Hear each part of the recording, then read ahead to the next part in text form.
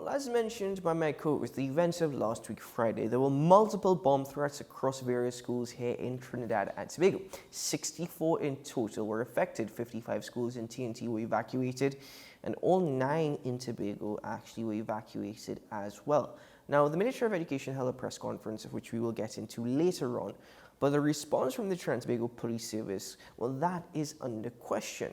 Of course, it will always be under question. It's under question for me, it's under question for many, because the Ministry of National Security did acknowledge that we don't have the resources, the required resources to actually deal with all these threats. So one squad from the bomb unit will have to go to each school, and then when that is completed, then they'll go to another. For example, Bishop Centenary College, which is located right here on Robert Street, from what I understand, was the very first school to receive the email, and actually they evacuated early.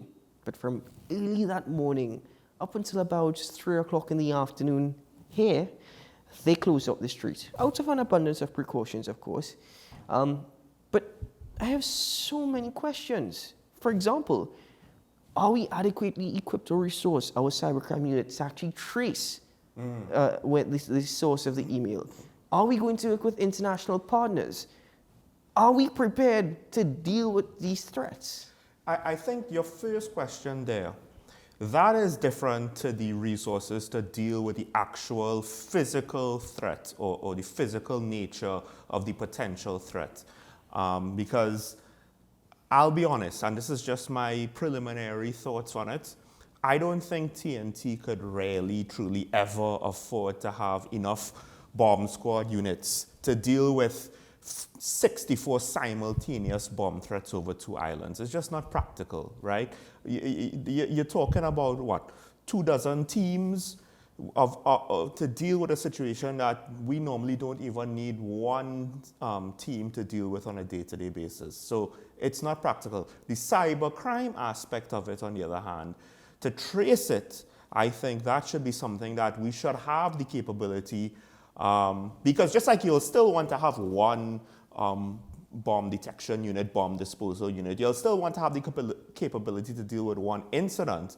Ultimately speaking, on the cyber side, the email being sent out is not necessarily 55 or 64 separate incidents. It's really one incident. Yes, there are multiple recipients, but ultimately it's one incident to be well traced. And we do have a photo of the email, of the letter, if we could get that on the screen there.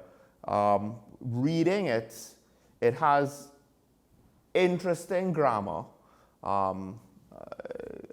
interesting choice of words, to the point where it actually seems a bit comical if this was also satire. And it does bring up many questions as to the origins of it. Is it a credible threat? Is it a prank? I am no detective, by no means whatsoever, and I wouldn't know absolutely everything on basis. You have to understand that, one, there is somebody who is intelligent enough to actually, create a fake email account, which is absolutely easy, but from a foreign designation, from an IP address that I've never heard of before, actually, and send this email off. Now, the letter is rather amateur. It certainly takes some level of courage or stupidity, I would like to put it, to actually, put this together. I think reading the letter at first glance, you'd think it's actually a prank.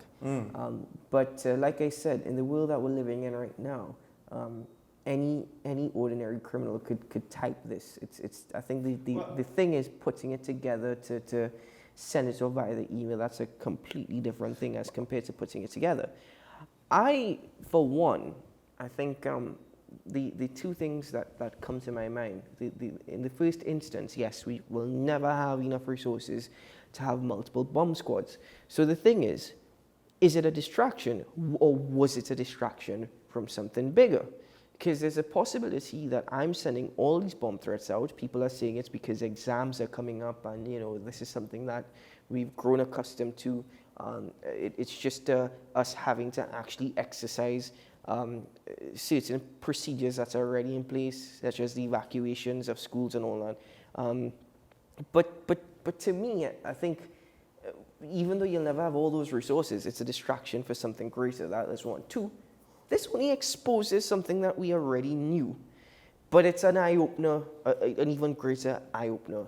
It exposes the vulnerability of Trinidad and Tobago, not only in terms of national security as a whole, but also the vulnerability of certain institutions such as schools. No, but the thing is, though, a threat like this, at the end of the day, something like this, just about any collection of entities, right? So we're not dealing it as one education system, but the various schools make up multiple locations, which could be multiple targets, right? The threat itself, to send the threat, etc., it's not like you could prevent the email from coming through. The key point is usually, right, first of all, one would hope you would have enough of a security apparatus that such a threat would be difficult to follow through with in physical reality. And then the second thing is, yeah, you could get hoaxes. That's not new. It doesn't matter who you are. Even the Pentagon, to some extent, can get hoaxes. It's how you follow through. That's what's going to be potentially more alarming to me. Now, in this case, when you look at the letter, you alluded to one potential motive. Now, usually, an actual threat of a bomb would be because of either it's a criminal operation for the sake of illegal profits, financial, whatever the scheme is, some sort of scheme in order to make money, ransom, what have you. Or it's a political terrorism plot where you're not in it for the money, you're in it to send a message. The letter doesn't even necessarily make it clear what the point of the threat is. It's literally just a threat, so, which again, it makes other theories then now of it being a hoax or distraction somewhat, it gives it some credence. But my point is the physical security aspects, because the capabilities to actually plant so many bombs, to bring into the country, one would hope this is where your border security comes in, to prevent explosives from coming in the country. Sure, you're underestimating the ability of criminals. In Trinidad and Tobago, I do not ever underestimate the ability of our criminals. I think they're rather brilliant, and I say that where I always have suggested if people were to put their minds to good use rather than use it for this level of stupidity, for whatever reason it may be, then we can certainly be a better society. It's not even a matter of having to import explosives. I mean, I'm sure we're well aware of watching documentaries that it takes everyday materials to actually create a bomb. Furthermore, beyond that, if you are speaking about the response of national security services, I thought, okay, great, the police are there, the police are present, they're on the ground, but how many resources went into actually dealing with these 64 schools that had to be evacuated versus anything else that could have happened? You're always going to run into that. Also, and we'll take a look at this later. If you take a look at what the Ministry of Education suggested at their press conference, even if what you heard from the Minister of National Security, they were so shocked and surprised. It seems to me as though they had not one clue of what was happening, or they didn't know where to go, what to do, what to say. And I suppose in that time, all of us were in some shock and we were rather scared. So that's the point. How prepared are we to deal with such situations? Up until this point, the Trinidad and Tobago Police Service says there's no one of interest and they have not arrested anyone, nor have they identified anyone. That is where I have an issue as well. Right, and that's what I was leading to. It's difficult to carry out the threat on the scale that was implied. Now, it's a lot easier to have one bomb threat, right? And you could mask it with however many false flags that you want.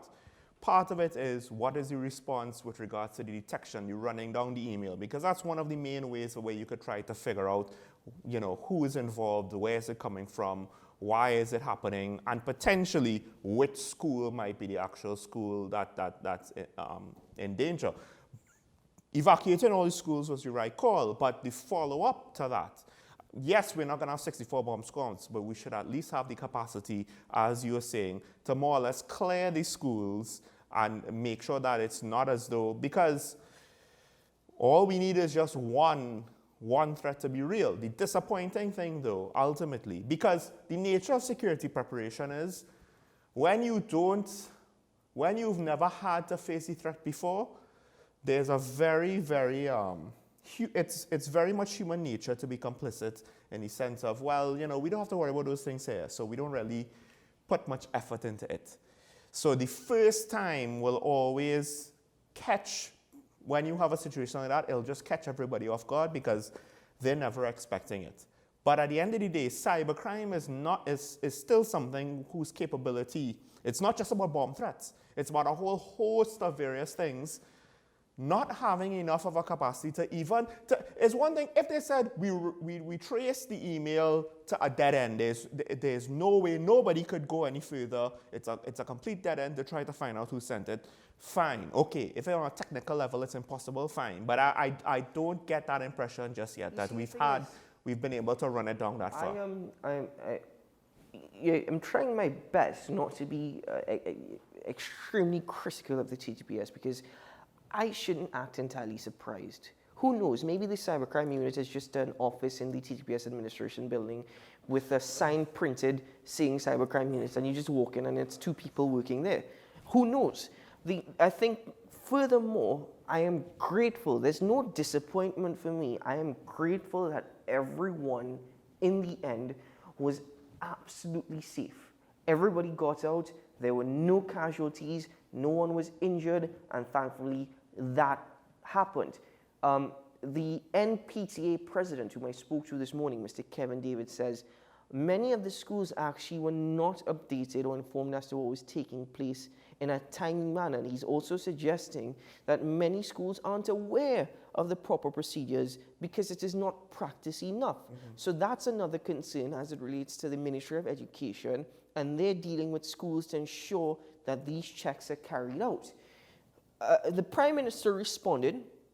He had a social media post, but there was a PNM Family Day, I think that took place over the weekend. He responded to it as well at the PNM Family Day, and he related it, saying it's not entirely surprising, it's not coincidental, given that there was a motion of no confidence in Minister Fitzgerald Hines. I think that response was absolutely, put it this way, it's not surprising coming from the Prime Minister, but at the same time, it's disappointing. I'm disappointed that he's chosen to go down that avenue, and I wouldn't comment any further. The Minister of National Security in Parliament was challenged by opposition Member of Parliament, Dr. Rodal Munialal, over whether or not it was an act of terror. The Minister of National Security says, I agree that it was abominable, but it wouldn't be an act of terror because an investigation is still taking place. Right, but to some extent, and again, this is where Minister Hines is misusing his words. You can't say it would not be an act of terror because an investigation is taking place. He never said it would not be. Okay. He says he cannot call it an act of terror because an investigation is taking place. On the basis of it, if I were to just look up the definitions of terror according to the FBI or just Encyclopedia Britannica, for example, it's a terror. It's a terror threat. Well, but the thing is, what would you see? And this is my issue in law enforcement terminology, and the reason why this matters is how you respond to it will be very different. A random threat, that is to say, that's just there to induce fear, right, will be responded differently to a terrorist threat when you usually utilize the word terror, which is why I hate when the media kind of just throw it out and conflate people being afraid to a terrorist attack, because a terrorist attack will have some sort of political motivation behind it. And one of the key things as well is the motivating factor behind a terrorist threat is that they don't care if they're caught or not, and they don't necessarily care who they hurt. I'm not going to debate with you definitions and terms this morning, just as how I'm not debating what the Minister of National Security said. I can understand why the Minister said that.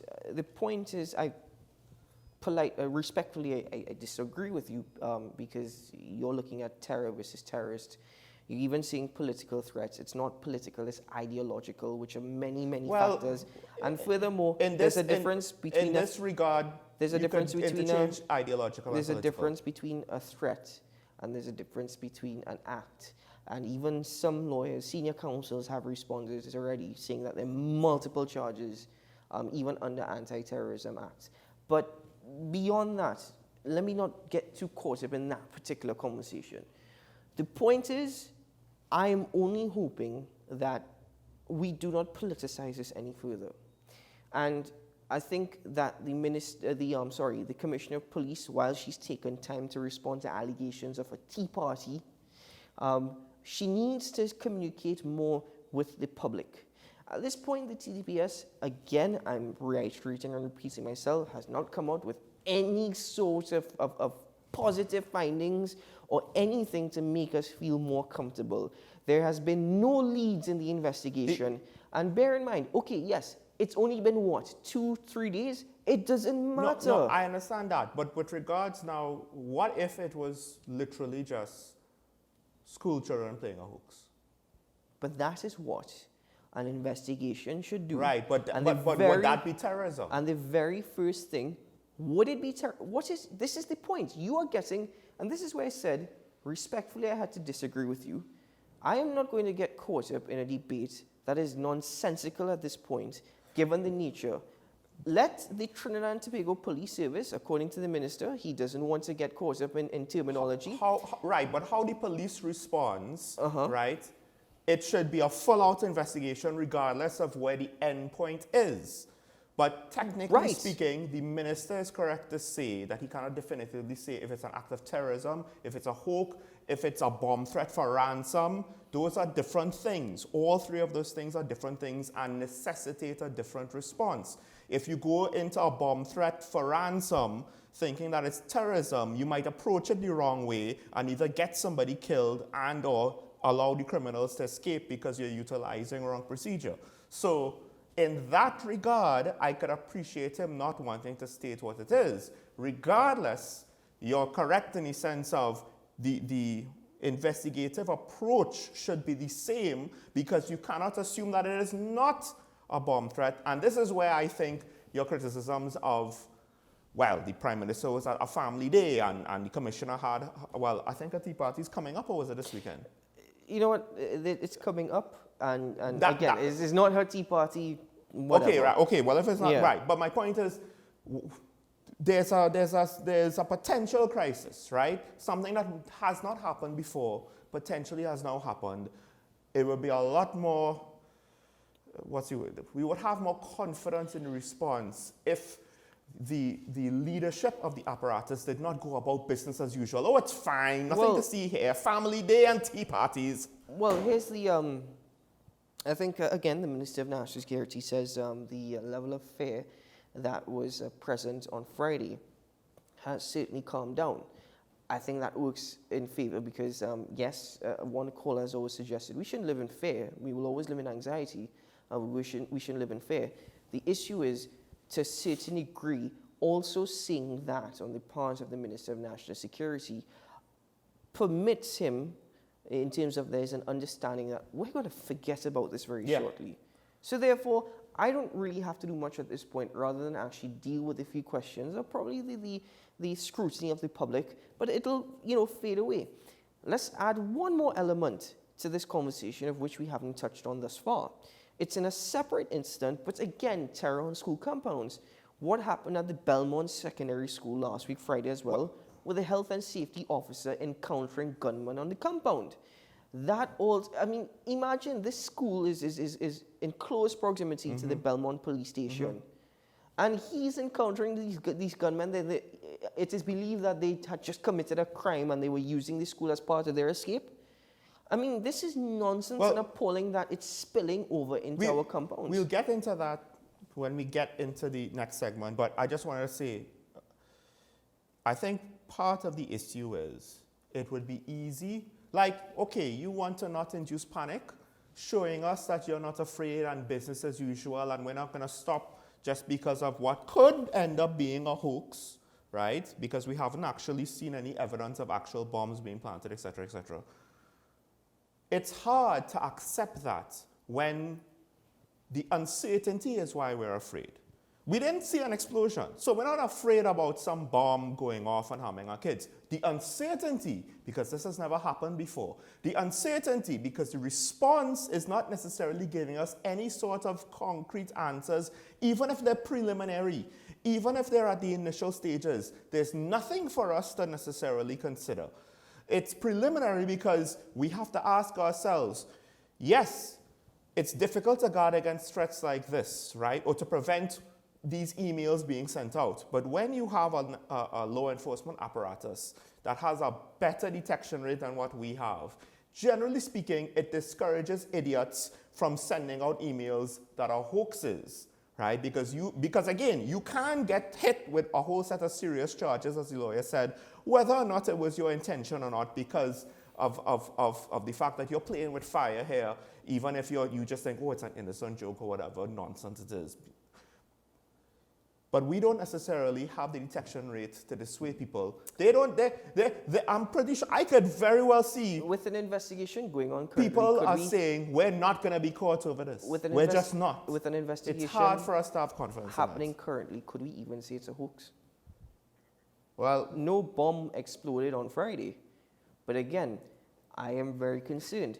As I've suggested before, my final point, I will repeat myself as a conclusion, it has only exposed the vulnerability that there is as it relates to our systems here in Trinidad and Tobago. There's even the very, very, very small, outside, minuscule chance that it's a false flag by somebody looking to do just that, and expose the lackings of our national security apparatus. But not only has it challenged our existing national security resources or infrastructure, but what it has further done is that it has exposed a weak response by those involved. That's the thing.